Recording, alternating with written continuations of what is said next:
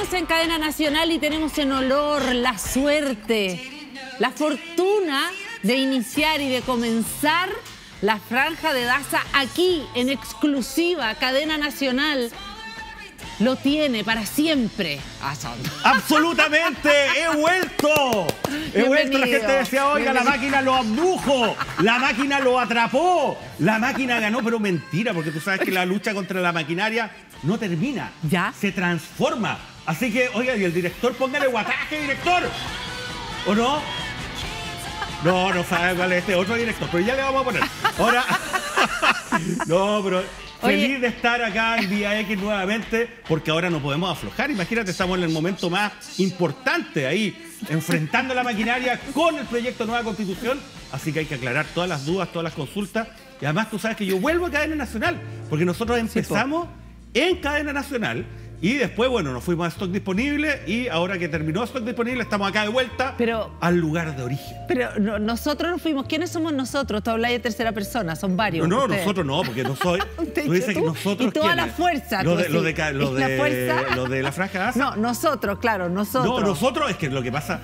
Pero mira, no soy solamente yo, sino es toda la gente que nos ha seguido, nos ha mandado el cariño, el apoyo en todos los lugares. Entonces, esto no es algo mío, sino es algo de todas las personas que también nos han acompañado y nos han seguido durante todos estos años. Así que por eso somos nosotros. Pero te tenemos tu canción si la quieres. ¿La quieres escuchar? ¿La tienen? Pero obviamente, pero porque... la quiere escuchar. A ver. Eso, dele, súbale el guataje, director, porque volvimos como corresponde. Así que, franja de Daza, cadena nacional. Vamos a estar todas las semanas revelando quién dudo la maquinaria y enfrentándola. Así que, acá está. Ya.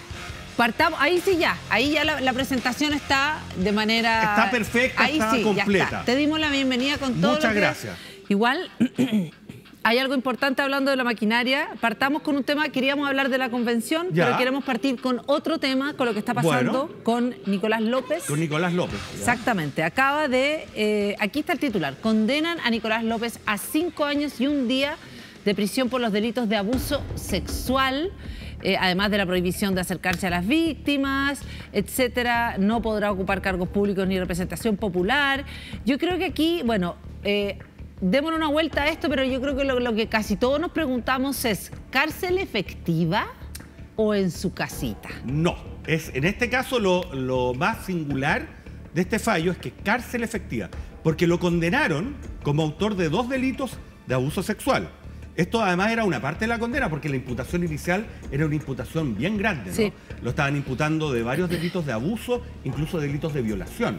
Sin embargo, finalmente muchos de estos delitos fueron absueltos y quedaron estos 2 delitos de abuso sexual que se estableció una condena y su autoría. Ahora bien, ¿qué es lo que ocurre en la habitualidad? Y esto yo te lo puedo decir porque he sido abogado penalista durante gran parte de mi vida. Mira, habitualmente este tipo de delitos cuando son condenados tienen penas bajas. Penas de 541 días, penas de 3 años y 1 día, lo más. Los de abuso sexual. Los de abuso sexual, sobre todo porque son de menor envergadura que los delitos de violación. Sí. Ahora, lo singular de esto es que son 2 delitos de abuso y tienen una pena efectiva. ¿Por qué? Porque en Chile, todas aquellas penas que llegan hasta 5 años, tú tienes el derecho, la posibilidad de poder solicitar un cumplimiento alternativo a la privación de libertad. Y habitualmente se dan esas peticiones, pero en este caso lo condenaron a 5 años y 1 día. El día es el que hace la diferencia, porque es una pena superior a 5 años. Ahora bien, ¿qué es lo que ocurre con esto? Esta es una sentencia de primera instancia. Eso te iba a decir. Ya. Claro, que fue dictada por el Tribunal Oral en lo Penal de Viña del Mar y que también puede ser recurrida, o sea, tú puedes pedir la nulidad de esta sentencia. Entonces es bien importante que todavía esta situación no está cerrada, a pesar que las nulidades son bien difíciles que se den. Pero es la nulidad del juicio, no de la sentencia. Exacto. Por lo tanto, habría que hacer de nuevo el juicio entero de nuevo. Eso es, ¿no es cierto? Claro, tú lo has dicho. O sea, lo que ocurre en este caso es que si es que se llegase a anular la sentencia, lo que pasaría es que hay que repetir el juicio. No es que quede absuelto. Entonces, ese es el tema. Ahora bien, habrá que ver si es que hay algún vicio, porque no solamente que la sentencia a uno no le guste para que se anule, no. Tiene que haber un vicio en el procedimiento o en la dictación de la sentencia que sea tan grave que amerite que se repita todo el proceso. Lo que generalmente es difícil. Ahora, también es bien singular, porque es una pena especialmente alta en comparación a la habitualidad, ¿no? No en comparación a lo que debiese ser, porque son delitos muy graves que yo creo que ya es hora que tengan las penas que realmente merecen. Ya, pero igual es interesante ahí que si uno pudiese estudiar, yo sé que la jurisprudencia no es relevante en el caso de, necesariamente en el caso chileno, pero si uno ve la jurisprudencia, es decir, cómo se falla, en este caso, la pena te parece alta. O sea, como es una pena... ha fallado históricamente en el último tiempo, que eso no implica que sea lo correcto. Estoy diciendo que como se ha fallado. Yo creo que en general estos delitos se condenan con penas especialmente bajas. Ya. Y acá tenemos una pena que es obviamente alta. Habrá que ver qué es lo que pasa, ¿no? Y cuál fue el detalle de los antecedentes que tuvo a la vista el tribunal. Porque acá también se alegaron muchas atenuantes que no se acogieron, ¿no? Irreprochable conducta anterior, colaboración a la investigación. La colaboración también hay que recordar que se basaba en que el imputado, el señor López, ¿no? Sí. Entregó los correos electrónicos, los WhatsApp, pero al final se descubrió que había borrado como 2.700, ¿no? Sí. Más o menos.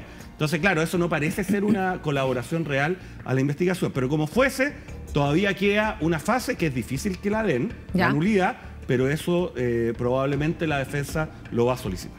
Ya, ahora, y aquí igual, igual es un juicio de alguna manera también bien emblemático. O sea, no es un juicio cualquiera. ¿Por qué hablamos del juicio de Nicolás López? Yo creo que hay muchos casos como este. Seguramente muchos de estos ni siquiera llegan a juzgarse, desgraciadamente. ¿Por qué hablamos de Nicolás López? ¿Cuál es la relevancia que tiene? Yo creo que es relevante porque obviamente es una persona que tiene mucha figuración, es una persona respecto a la cual también, ¿no?, se habían observado muchos comentarios de él en redes sociales, que iban en una dirección como de alguna manera de... tratar a las mujeres, ¿no? Sí. De una forma, yo diría que un poco denigrante o tratándolas como objetos, ¿no? Entonces, yo creo que en ese contexto, claro, cayeron estas denuncias que empezaron de alguna manera a generar muchas otras denuncias, ¿no? Sí, porque cuando las primeras personas que hablaron sobre Nicolás López no se atrevieron a hacerlo, bueno, se sumaron muchas otras. Y también hubo polémica, porque hubo otro conjunto de personas que habían trabajado con él, de alta figuración, que empezaron a apoyarlo, ¿no? Sí. Entonces ahí también hubo una batahola mediática alrededor del juicio propiamente tal, y yo creo que eso también generó un interés público, pero también yo creo que es muy importante que este caso sirva, ¿no?, para colocar un foco de luz muy importante respecto de este tipo de abusos, ¿no?, que muchas veces, como tú bien dices, no son denunciados, ¿no?, porque se relativizan, dicen, ya, mira, ¿sabes qué? Como fresco. Claro, un gallo fresco, ¿qué tanto? Sí, ¿me entendí? Ya no es tan importante, ¿me entendí? Me lo trago nomás. Pero no es así. No. O sea, son conductas ilícitas. Son abusos. Es un abuso. Justamente un abuso. Y tal cual, y por algo están condenados. Por algo además están sancionados en el Código Penal. Porque son conductas las cuales no pueden ser permitidas en una sociedad que sea realmente democrática y respetuosa del resto. Yo creo que, para cerrar nomás, a mí me parece también que la relevancia del juicio contra Nicolás López tiene que ver con que es como una suerte como de nuestro Harvey Weinstein, de alguna manera como un ícono del Me Too, como un ícono también del cambio, lo que tú dices, ¿no? Del cambio que ha sido impulsado por las mujeres también, que tiene que ver con el trato en ambientes laborales, en el ambiente del cine, del teatro, donde pareciera que las mujeres siempre están súper empoderadas y finalmente igual detrás de muchas de esas estrellas, de las cuales de Harvey Weinstein supimos de gente insólita, contando años después su tema, es que de alguna manera hay un abuso, muchas veces había un abuso por parte del director en términos de un enredo entre la seducción y una cosa y otra, y también de una mala fe. Yo creo muchas veces esa cosa como bueno, pero si las minas iban, oye, a ver, una cosa es en la situación de poder donde tú estás, sí te da una responsabilidad distinta. Tú estás en un lugar de poder frente a otros que es indefenso. Cuando tú estás trabajando con alguien, eso se llama abuso. Así de simple. Claro. Abuso sexual y además abuso laboral. Son las dos cosas que van juntas. Sí. Me parece a mí que son también relevantes de ver. Vamos a otros temas que son los que nos tienen, además, lo que tú eres el protagonista. Llegó el fin de la primera o de la segunda parte de la Convención Constitucional, el pleno, ¿no? El fin de la reunión de este grupo curso, que le digo yo, que ya no se va a reunir más en el pleno. Los 154. A votar, exactamente. Sí. O sea, nos falta todavía, tenemos que votar un par de veces más. ¿Verdad que sí? Sí, verdad. Pero con respecto a sino que con respecto a al articulado. ¿Qué sensación te queda a ti este final, este cierre, estas como llantos en algunos casos? ¿Con qué te quedas tú? A ver, bueno, fueron meses muy intensos, muy dificultosos. La verdad que todo el proceso constituyente ha sido navegar en contra de la corriente. Del primer día que llegamos no había absolutamente nada.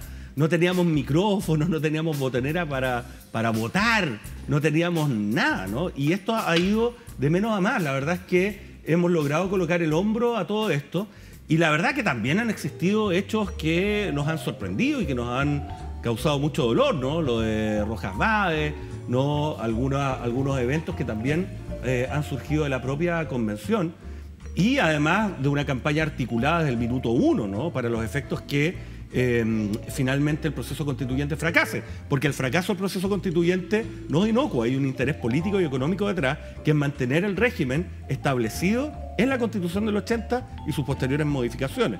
Entonces yo te diría que es una sensación de tener la tranquilidad, ¿no? Que por lo menos tenemos un texto ya en bruto para poder ofrecerle al país, que lo tenemos además 5 semanas antes de la fecha de vencimiento, lo que nos va a permitir tomar ese texto y empezar a analizarlo y generar un todo de todas esas distintas partes, ¿no? Ese distinto articulado que fuimos aprobando vez tras vez.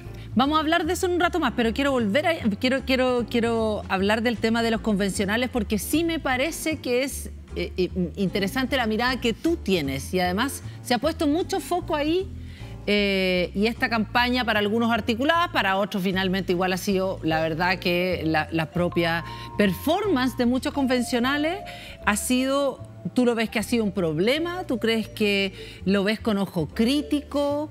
Los cantos, las duchas, y que hay algunos que creen que mientras las duchas, los monos, los saumerios y todas esas cosas vayan saliendo de escena, va a ir apareciendo el contenido.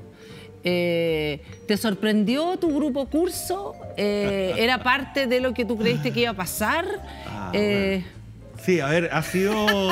es un grupo humano muy diverso.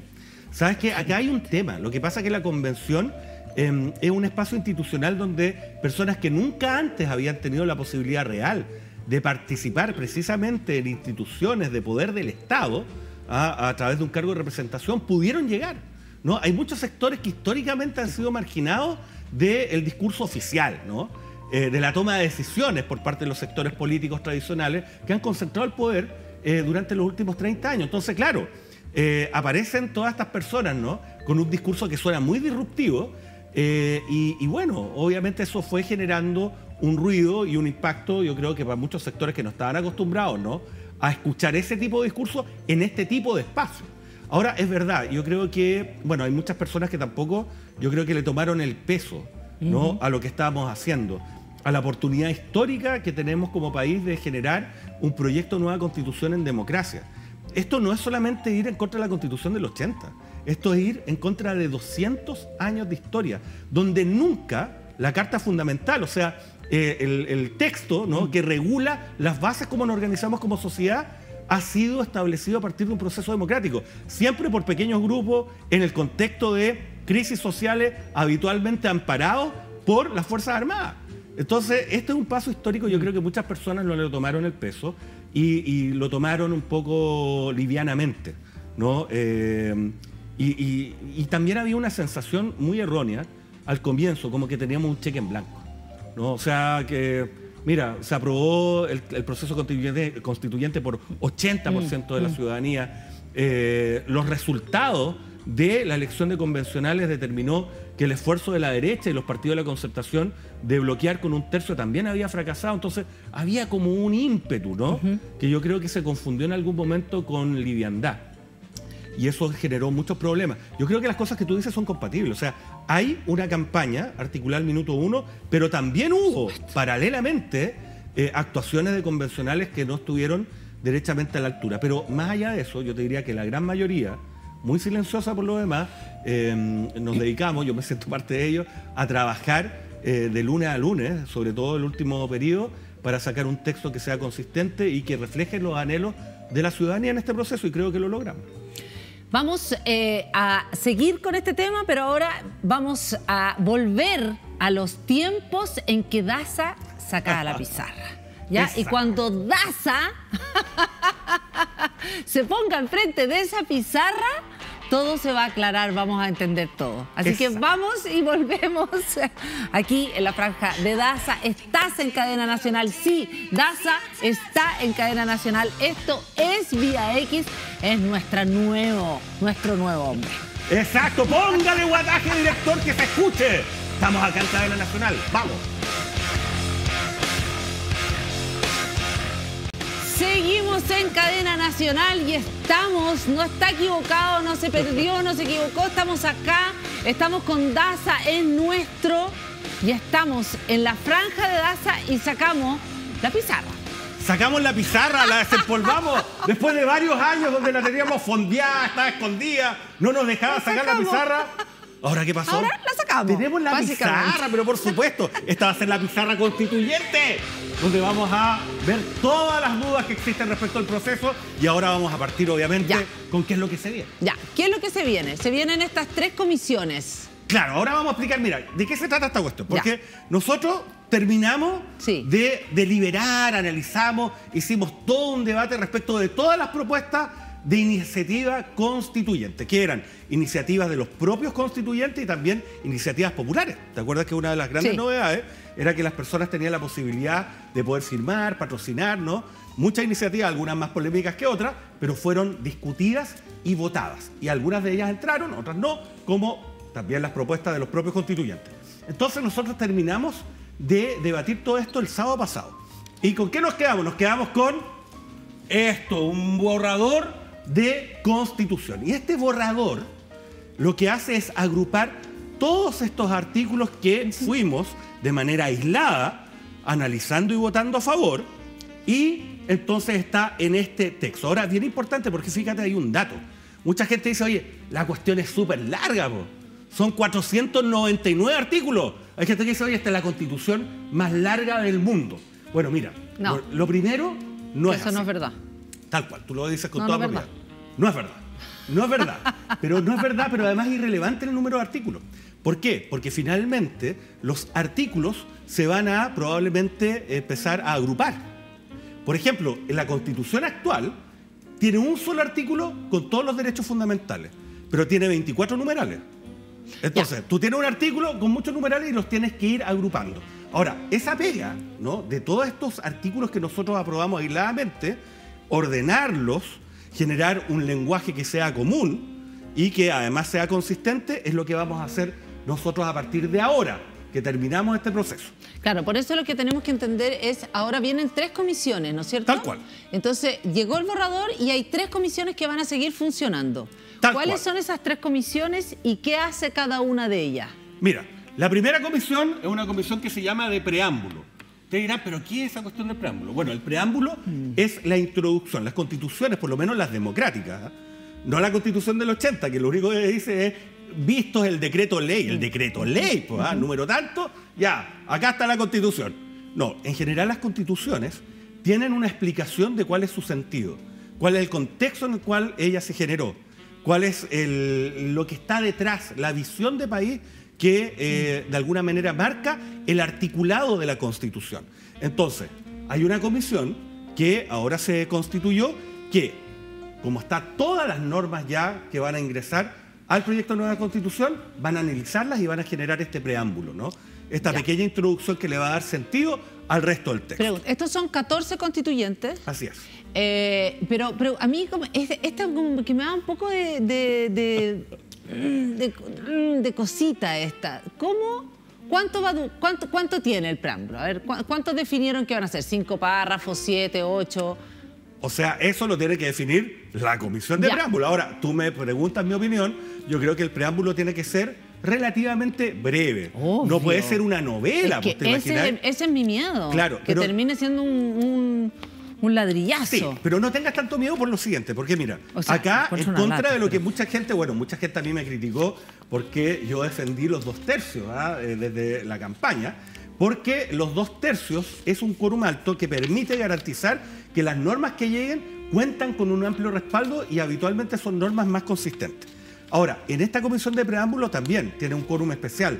3/5 de sus miembros tienen que aprobar, ¿no?, proyecto de preámbulo. Perfecto, ya, o ya. sea, no es la mitad más uno. Eso, ¿cachai? eso. Eso es súper bueno, sí. Ya, porque si no, imagínate la mitad más uno, no, la mitad más uno tuvimos problemas con varias comisiones con la mitad más uno. Porque aquí hay mucho escritor, o sea, está como Baradit, que es bueno para la pluma, o sea, y aquí suma y sigue, hay ¿no? mucha gente buena para el verso. Por eso, eso. En buena, Elisa Loncón, Beatriz Sánchez, Baradit, yo creo que esos tres no van a tener harto verso que agregar. Pero lo importante es que sea un texto consistente y que dé cuenta realmente de cuál ha sido el proceso que nos ha llevado a esta nueva Constitución. Y que además sea conciso. Ahora, esa es la comisión de preámbulo, oye, que la tiene igual difícil. Porque de hecho yo te diría que hay como... Es súper difícil. Yo he conocido como 6 proyectos de preámbulo. Y ahí van a tener que de alguna manera ponerse de acuerdo cruzando los proyectos, ¿no? Y viendo cómo se va a redactar. Además, no solamente esto, yo creo que hay aquí en el preámbulo, nosotros tenemos una disputa histórica, política, etcétera, etcétera, con respecto al contexto. Sí, pues. O sea, eso ya, solo eso, a mí ya eso yo digo, oh, es como una... no existe una interpretación sobre el momento en el que lo detonó, qué fue la violencia, la paz de la calle, todas esas discusiones que ya, se las estoy diciendo en bruto, pero que efectivamente imagínate esto. Ya bueno. Exacto, ahí. Pero mira, tiene otra ventaja extra. Porque la comisión de preámbulo efectivamente tiene que adoptar su acuerdo por 3/5 de sus miembros. Pero después esto pasa acá al pleno. El pleno de la convención, que somos todos los constituyentes quienes vamos a tener que aprobar o rechazar, en este caso el preámbulo, por 2/3, o sea, por 103 votos. Entonces no es tan fácil tampoco llegar y meter algo en el preámbulo. Voy a leerte algunos ejemplos. Por ejemplo, algunas de las propuestas de esta cuestión. Los ecoconstituyentes, por ejemplo, inician diciendo: somos cordillera, somos ríos, somos mar, somos bosque, somos glaciares, somos comunidades y pueblos que cohabitamos en este territorio. Una propuesta. Otra propuesta, ya, pero otra propuesta, es que es mucho verso. Vamos por Chile, ya. Nosotros los chilenos, con el propósito de continuar transitando hacia una patria más justa en la que se reconozca a Dios como fuente de la dignidad intrínseca. Adiós. Chuta, esa no lo había leído. Ya. Digo, te estoy dando algunos Gloria ejemplos. al Pulento, eso está, pero fuerte. Pero te estoy dando algunos ejemplos. Está fuerte, yo por no eso sé. te digo. Ya, después, ¿qué otro más? Siempre es complejo. Ya, eso por ejemplo. Algunas ideas. Ya, sigamos con la otra comisión. Pero no tienes más ideas de preámbulo. No, ya, eso. No, esa ya era mucho. Entre la naturaleza y el Pulento. Pero mira, algo va a salir de ahí. Espérate, ya, aquí otra, los escaños reservados. Aquí estamos los pueblos que convivimos en el Chile plurinacional y que mantenemos y reivindicamos las convicciones, Ya. Bueno, ahí vamos a poner... Es que estoy ejemplificando. Andrea, pero probablemente es una mezcla. Ese Chile, ¿no? Ese Chile es una mezcla de todas esas visiones. Obvio, pues, entonces hay que equilibrar, porque están los pueblos, están los ecologistas, que, oye, se ha logrado muchas cosas en el ámbito ambiental. En esta Constitución está, mira, pero es divertido, dicen nosotros los chilenos, como le copian a la Constitución norteamericana, ¿no? Que empieza con la frase "We the people", ¿no? Que es muy clásica. Yo diría que debiésemos innovar algo más, no le podemos poner nosotros, no. Bueno, oye, seamos más innovadores. Ya, pero esa es preámbulo. Listo, ya. Después vamos a ir a la comisión que yo integro, que es la comisión de armonización. ¿Qué significa armonización? ¿No significa que vamos a ser un lote de personas, que nos vamos a sentar ahí, digamos, y vamos a hacer yoga? No. Lo que vamos a hacer es tratar de armonizar este texto. ¿Y qué significa armonizar? Tenemos un texto de 499 artículos, ¿no? Que fueron votados en forma individual muchas veces. Entonces es natural que ese texto, ¿no? Tenga distintas manos, distintas redacciones, distintos estilos. Pero el texto de la Constitución va a ser uno solo. Entonces lo que tenemos que hacer es generar algo que sea coherente y consistente. Que cada vez que nosotros hagamos referencia a alguna idea, lo hagamos con el mismo lenguaje. Y que además ese lenguaje sea sencillo para que la gente pueda entender las ideas que están en esta Constitución. Por ejemplo, si queremos un Chile donde le estamos dando más poder a las regiones. Bueno, ¿cómo vamos a expresar eso? ¿Vamos a hablar de autonomía regional? ¿Vamos a hablar de descentralización? ¿Vamos a hablar de desconcentración? Eso va dependiendo de cuál es el nivel, ¿no? De también poder que le vamos a dar a cada una de las regiones. Entonces, ahí tenemos que llegar y agarrar el texto y empezar a homologar estos conceptos. Y también hay otra cosa. hay muchas ideas que se repitieron. Están repetidas. Pero, Andrea, millones de veces. Por ya, ejemplo, pero ¿cuánto más o menos el cálculo que hay algunos que hacen un cálculo que más o menos el 20% estaría como va a salir, va a volar? Me voy a... Juégatela. Me voy a agregar al tiro. Acuérdense este día. Un 25% está de más. Le vamos a... No, no está de más, por favor. Oye, qué mal hablar. No está de más. Pero lo sí, que pasa es lo está siguiente. Contenido en otras. Efectivamente. Yo creo que un 25% vamos a reducir el articulado y también las palabras. Porque, a ver, lo que no podemos hacer en armonización... Oye, y esta va a ser una pelea gigante. Esta va a ser una mocha grande. ¿Cuál? La que te voy a contar ahora, mira. ¿Cuál va a ser la mocha? En armonización, la idea es que nosotros tomemos el texto y podamos cambiar su redacción, ¿ya? Pero tú sabes que cuando tú cambias la redacción, muchas veces tú puedes cambiar el sentido de lo que se dice.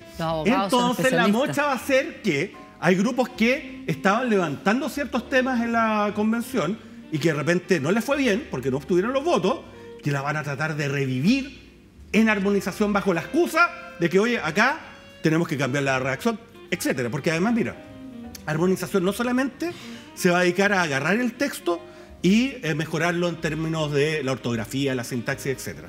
También tiene la posibilidad de identificar contradicciones entre el articulado y cuando haya una contradicción tiene la posibilidad de proponerle al Pleno una fórmula para superar la contradicción. Ahora, yo tengo una duda aquí. Estos son 40 personas, ¿no es cierto? 40 somos, sí. Son 40 los que están. Cuéntame cómo, porque no lo tengo tan claro, ¿cómo van a trabajar los 40? ¿Van a trabajar en grupos y van a hacer propuestas? ¿Cómo es la forma? O sea, o tú vas a hacer con tu equipo una propuesta de armonización y la vas a... ¿Cómo se dividieron esta pega? Bueno, todavía no la dividimos. El día martes en Calama, ¿no? Nos reunimos para la primera sesión y vamos a ver. La verdad que nosotros hicimos un reglamento también, si esto claro, ya tiene... Eso y también éramos 30 y algo, no me acuerdo exactamente, pero éramos 30 y algo. Y en un momento teníamos que hacer un reglamento, estábamos súper apurados y nos dividimos en subcomisiones.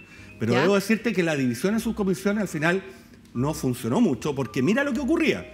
El trabajo de la subcomisión era debatida después por todos en una segunda oportunidad, o sea, se duplicó el trabajo. La pega, ¿ya? Entonces yo creo que lo mejor es que vayamos armonizando juntos.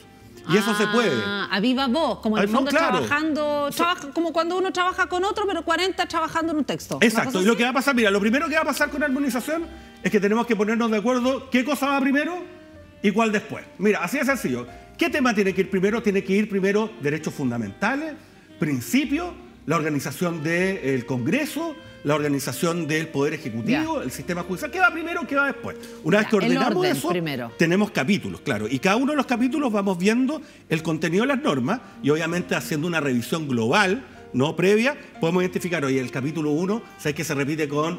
El artículo 1 se repite con el 5, con el 27, con el 48. Ya, hagamos uno solo. Ya, pero van a trabajar juntos al final. Sí, vamos a trabajar juntos. No ha resultado de esto ir trabajando cada uno solo en chino. No, porque al final es un trabajo mancomunado. Ahora, yo, por ejemplo, con mi equipo ya tenemos toda la cuestión revisada. ¿Para qué? Para aportar. Pero obviamente este no es un trabajo de una persona, es un trabajo de los 40 y de alguna manera vamos a ir haciendo. ¿Qué, por ejemplo, en la Comisión de Armonización, como para poner un ejemplo, de qué cosa puede hacer cambiar el sentido? Dame un ejemplo de algo que va a estar en disputa y que puede hacer cambiar el sentido, que está escrito, pero si uno le cambia la coma, si uno no sé qué, le agrega una cosita, es otra cosa distinta. A ver, yo creo que, bueno, un poco lo que habíamos hablado, ¿no? Autonomía, descentralización, desconcentración. También el tema, ahí va a haber mira, esto va a generar harta polémica, ¿no? O sea, los términos se van a revisitar. Porque se van a revisitar ¿en qué sentido? En el sentido que cuando tú quieres expresar una idea, esa idea tiene que estar siendo expresada con una misma palabra. En toda la Constitución. En toda la Constitución, porque si no, me entendí un desastre. Entonces, el problema, me entendí, es que esto va a generar polémica en consulta indígena, por ejemplo. Ya ves. Porque hay algunas normas que establecieron que para ciertas medidas el Estado necesitaba la consulta de los pueblos originarios, cosa que por lo demás ya está, el convenio 169 aprobado el año 2008, o sea, es algo vigente. pero hay otras partes donde se habla que se requiere del consentimiento de los pueblos indígenas. Perfecto, ya. Que es Entonces, distinto. ¿qué vamos a usar? Sí, pero y totalmente también, distinto. pero conceptualmente una cosa es consultar, preguntar. Totalmente. Y otra cosa es que consientan, o ¿Y sea, con que qué quieran. nos vamos a quedar? Eso, Si y ese, consentir o mira, consulta. ahí va a haber una muestra. Ya, perfecto. Así, pero garantizado, Eso quiero 100%. Pero va a haber, mira, pero la Comisión de Armonización, ¿te acuerdas que yo te dije que en preámbulo tenía un quórum especial? O sea, no se aprueban las cosas por Sí. la mitad más uno. Acá tampoco, acá requiere de 2/3 de los miembros de la comisión. Perfecto. ¿Cuál es la otra comisión? Y la otra comisión es, y esta también, oye, esta va a ser, pero uff, están todos vueltos locos con esta. La Comisión de Normas Transitorias. Ya, expliquemos primero qué son las normas transitorias porque a uno no le quedan tan claros. Mira, la Constitución del 80 se aplicó el año 90, en su integridad, ¿no? Y eso da cuenta que una Constitución, aun cuando tú la tengas ya aprobada en un determinado momento, el traspaso de una institucionalidad a la otra puede tomar un largo tiempo. Entonces, la Comisión de Normas Transitorias lo que tiene que establecer es cómo se pasa de la actual institucionalidad a la nueva. Temas, por ejemplo. ¿Qué es lo que pasa con las personas que fueron electas senadores este año?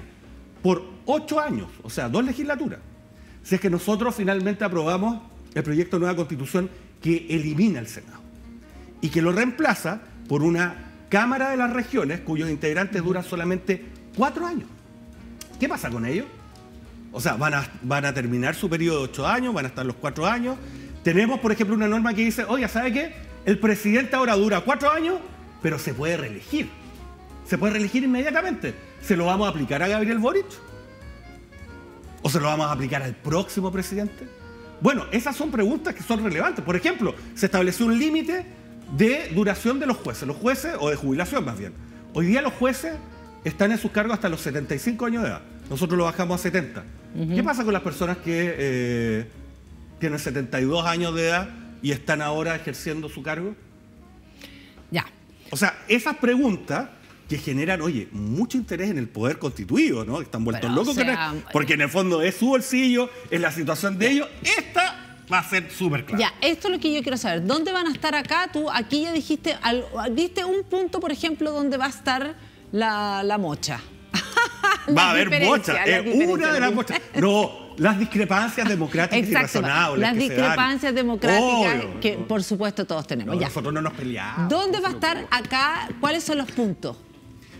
El Senado. El Senado, un mega punto, el Congreso. ¿Cuándo? O sea, mira, hay Senado, sí, hay sectores. diputados, jueces. Jueces, presidente de la República. Pero el presidente de la República, bueno, al menos lo que supimos el fin de semana es que yo además que fue Giorgio Jackson a decir que no se le aplique al gobierno actual.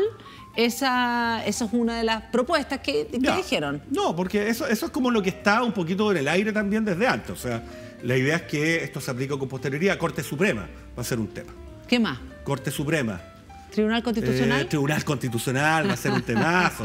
Porque de hecho, bueno, nosotros eliminamos el actual Tribunal Constitucional y establecimos una Corte Constitucional, pero bajo parámetros de un país democrático, pues no esta cuestión que tenemos que es un chiste, una melcocha, no. Entonces tenemos que cambiar a los integrantes y también tenemos que ver qué es lo que pasa con las causas que hoy día tiene el Tribunal Constitucional. ¿Se la traspasamos a la nueva Corte? ¿O dejamos que el Tribunal Constitucional siga hasta que termine de conocer todas las causas que tenía radicadas? ¿Cuándo hacemos el corte? ¿Van a existir las dos cortes funcionando paralelamente? ¿El Tribunal Constitucional con las causas que le quede hasta que se extinga y la Corte Constitucional? ¿O hacemos que uno se termine y el otro siga? Ya, y por ejemplo, todo lo que tiene que ver con la justicia, también con la plurinacionalidad, con la... Claro. O sea, a ver, el tema de la plurinacionalidad, mira, eso va a ser un programa aparte probablemente de esta pizarra, pero solamente un dato. Oye, la plurinacionalidad es una cuestión de este porte, es una justicia de mediación entre miembros de comunidades indígenas y se va a aplicar probablemente solo una vez que se dicte una ley que establezca la coordinación. En Bolivia se demoraron más de 10 años en decretar esa ley. Eso es el dato. No, y además que es como casi como justicia vecinal, digamos. Claro. Que existen justicias. Nosotros tenemos otros sistemas para no... Absolutamente. Ya, mira, vamos a volver seguramente a estos temas de todas maneras, pero queremos darle una vuelta. Vamos a hablar, queremos dar una vuelta con el tema de lo que está sucediendo con lo que genera, con el tema de la propiedad de los fondos. Ah, la propiedad de los fondos. Yes. Ah, bueno, pero a ver. Ahí, escuchemos Tingo, a ver ya, tu Tingo, compañero, habla, a tu habla, compañero. Tingo. ¿Qué vas a decir? ¿Lo querías a esto, no? A ver, escuchemos Tingo. Tenemos nuestros días. No se hereda porque no es tu plata. Es plata del sistema para pagar pensiones. Es un sistema de seguridad social, distinto a un sistema de ahorro personal de mi platita, que se me va acabando. Ah, muy bien. Estamos hablando cuánto nos va a tomar hablar de este tema gigantesco que, oye, que se ha dicho de todo. ¿Tú cachai lo que se ha dicho? Que la gente no va a tener su plata, que nosotros de la Constituyente queremos expropiarle los dineros a las personas de sus fondos de pensiones. Gente mala y desalmada, po. A ver, ¿qué? Pero parece que ese desdijo, Stingo, o dijo que no ¿Se dijo lo desdijo? que dijo. A ver, ¿qué dijo? No, sería algo inédito, ¿ah? Sería algo inédito. No, no es verdad. A ver. El sistema de seguridad social que se está presentando ahora, claramente la plata no va a ser de los trabajadores en el futuro. La que está en hoy día, claramente lo ha dicho el presidente Boric, la plata que la gente juntó en el sistema de AFP va a ser de ella. No se le va a quitar y va a seguir siendo de ella y van a heredarla, etcétera, etcétera. Eso va a ser así. Se ha dicho por todos los tonos, pero hay algunos que insisten en que no va a ser así. No, el dinero que la gente ahorró en el sistema de AFP va a ser de ella. Pero el sistema futuro va a ser un sistema mixto, que va a tener componentes de ahorro y componentes también de ahorro común, de ahorro de todos, y además de inversión. Entonces, cuidado con creerse los cuentos de que el sistema de seguridad social tiene que tener un componente de ahorro propio. Ya. Bueno, es que lo que pasa es que habían salido, creo que fue Bernardo Fontaine, ¿no? Que siempre ha hecho todo un gran tema de este asunto, le van a robar sus dineros, cuidado, ahí está don Bernardo. Y bueno, lo que ocurrió fue de que él subió un extracto del video de Stingo, ¿no? Que era la parte donde decía, oye, sí, pero si la plata ya no va a ser suya. No, pero después publicaron el video completo donde mucho Stingo más explicaba largo, que habían distintos modelos y en uno de esos modelos, obviamente la plata no es de los trabajadores, pero el modelo que está vigente, como lo vamos a ver, sí, la plata es de los trabajadores, pero no porque la Constitución lo diga. Y eso es lo que vamos a ver. A ver, ya. Esto requiere una pequeña introducción. ¿Qué es lo que ocurrió? Este fue el padre, ¿no?, de toda esta situación. José Piñera, estábamos en dictadura, estábamos en los 80, estábamos recién después del plebiscito de la Constitución del 80. Y en su momento se les ocurrió a estos genios decir, ¿sabe qué? Mire, hoy día existe un sistema que es un sistema de reparto. ¿Qué significa? Cada uno de los trabajadores aportamos dineros que van a un fondo común. Y ese fondo común lo que hace es pagar las pensiones actuales, ¿no? Y se va renovando ese fondo con las personas que van ingresando al mundo laboral y van pagando su parte, ¿no? Que le va pagando la jubilación a los más viejos y así sucesivamente. Es una rueda, o sea, es un fondo solidario, ¿no? En ese momento existía eso en Chile. Sin embargo, José Piñera dijo, no, mira, ¿sabes qué? Yo tengo General Pinochet. Ah, ahí está él. Dijo, oiga, General Pinochet, ¿sabe qué? Tengo una súper buena idea, algo revolucionario. ¿Sabe qué? Ahora los fondos no van a ir a un fondo común, las plata de los trabajadores para las pensiones. Van a ir a cuentas individuales. Cuentas individuales que van a ser administradas por entidades que van a tener como objeto administrar estos fondos. Ahora, estas entidades no la van a hacer gratis, obviamente, porque van a cobrar su platita, pero ese es otro tema, no importa, porque ellos lo van a hacer de una forma muy buena. Eso es otra cosita. Es un detallito. Entonces le dije, mire mi general, acá están los trabajadores, ¿verdad? Entonces, los trabajadores lo que van a hacer es una cosa súper sencilla. Los trabajadores le van a pasar... Trabajadores van a trabajar. Ellos le van a pasar todos los meses el 10% de su sueldo. ¿Ah? Van a ir para allá.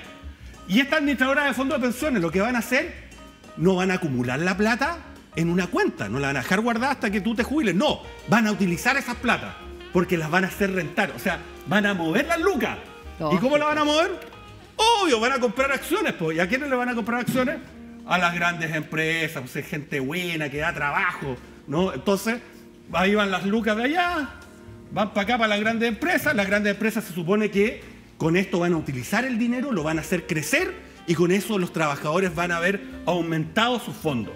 Entonces, ellos van a haber tenido 10 y al final de su jubilación van a tener 1000. Ahora, mira, esto es lo más notable. En esta pasada, obviamente, las AFP cobran una comisión. Sí, po. Ahora, después se inventó una cosa muy notable, ¿no? Porque se supone que tú a las administradoras de fondos de pensiones les pagas una comisión para que ellos hagan estas inversiones, o sea, para que ellos compren estas cuestiones. Pero de repente la AFP dijeron, oye, ¿sabéis qué? ¿Y por qué tenemos que hacerlo nosotros? Hay otras empresas que lo hacen, pues. No lo hagamos nosotros, oye, que lo hagan otras empresas. Entonces, fueron unas sociedades que se llaman sociedades administradoras de fondos, que se supone que lo que hacen es invertir en empresas. ¿Para qué lo vamos a hacer directamente, decía la AFP? Entonces, las sociedades administradoras de fondos generales le pasan las lucas de los trabajadores a ellos y ellos son los que invierten. O sea, hacen, ¿me entendí?, una tercerización. Y estas grandes, o sea, estas administradoras cobran una comisión, ¿ya? Y adivina quién se la cobran. A capo. Se la cobran al trabajador, pero no se la cobran a la AFP, siendo que tú le estás pagando una comisión a la AFP para que invierta. No, pero estas son las denominadas comisiones fantasmas. Ya. Bueno, este es el sistema. Ahora bien, toda la lógica del sistema, de este sistema, es que el trabajador es dueño de los dineros que están acá en su cuenta. Es propietario. Pero esa propiedad no se establece en la Constitución. De hecho, la Constitución del 80 no dice una sílaba sobre esto, no dice nada. Y ustedes dirán, pero ¿y cómo? ¿Y cómo los dineros son de nosotros y no lo dice la Constitución? No, porque lo dice la ley. Se dictó una ley, que era el decreto de ley 3500, que señaló esa propiedad. Y tú dirás, ¿por qué esta cuestión? ¿Por qué estos gallos malos no quieren establecer la propiedad de nuestros fondos de pensiones en la Constitución? ¿Sabes por qué? Porque las constituciones no hacen eso. Porque las constituciones son las reglas generales que se definen para la forma como se distribuye el poder en un país y establece derechos fundamentales. Y existe el derecho fundamental a la propiedad. Pero fíjate, la Constitución no dice que tú eres dueña de tu auto. La Constitución no dice que tú eres dueña de tus zapatos, de tu billetera, de la plata que tienes ahorrada en tu cuenta corriente, de tu casa. No lo dice. Ahora, para poder, no nos queda tanto tiempo, entonces para poder, ¿qué es lo que dice, al menos está en la propuesta de texto de la Constitución? ¿Qué es lo que dice con respecto al tema de la propiedad, de los fondos? Nada, porque no tiene por qué decirlo.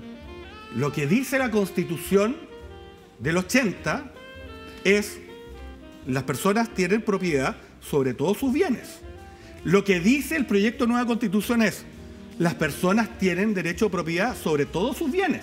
O sea, es lo mismo. Ya. Ahora, hay otro tema, Andrea. Pero hablando con respecto al tema de la seguridad social.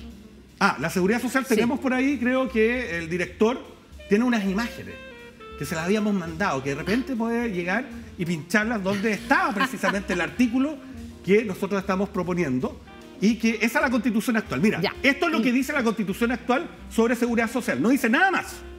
Dice: las leyes que regulen el ejercicio de este derecho serán de quórum calificado. O sea, nada. No importa, lo que importa la acción es que del Estado estará dirigida a garantizar el acceso de todos los habitantes al goce de prestaciones básicas, uniformes, que se otorguen a través de instituciones públicas o privadas. Sí, la ley podrá establecer cotizaciones obligatorias. El Estado supervisará el adecuado acceso del ejercicio del derecho a la seguridad social. O sea, la acción del Estado estará dirigida a garantizar el acceso. No garantiza seguridad social, sino que tú puedes acceder a un sistema público-privado. Y ahora en la nueva Constitución, ¿qué es lo que dice el proyecto de nueva Constitución? Y ahí tenemos que cerrar. Dice: la Constitución garantiza a todas las personas la seguridad social, fundada en los principios de universalidad, solidaridad, integralidad, unidad, igualdad, suficiencia, participación, sostenibilidad y oportunidad. Acá la gente dice: mira, ojo, ahí dice solidaridad. Entonces eso significa que vamos a volver al sistema de reparto. Y eso es mentira, porque tú sabes que el sistema actual tiene solidaridad, porque está el pilar solidario establecido por Bachelet el año 2008, donde este sistema de cuentas individuales se complementa con aporte del Estado cuando las pensiones resultantes son muy bajas. O sea, la solidaridad en el sistema actual existe. Y para finalizar, yo sé que tenemos poco tiempo, pero este es un punto muy importante. Se dice es que estos dineros van a ser expropiables. Nadie ha planteado en la Constitución, en la nueva Constitución, que se van a expropiar. Pero te doy un dato. Se definió que cualquier expropiación involucra el pago previo del monto de los expropiados. O sea, es ridículo lo que algunos están tratando de plantear para generar miedo a la población. Porque dicen: oiga, usted tiene 30 millones de pesos en su cuenta, el Estado se lo va a expropiar. Claro, pero las normas que nosotros definimos de expropiación involucra que para usted expropiarle 30 millones, adivine qué tiene que hacer el Estado. Tiene que pagarle a usted 30 millones antes. Volvió en gloria y majestad. ¡Volvimos!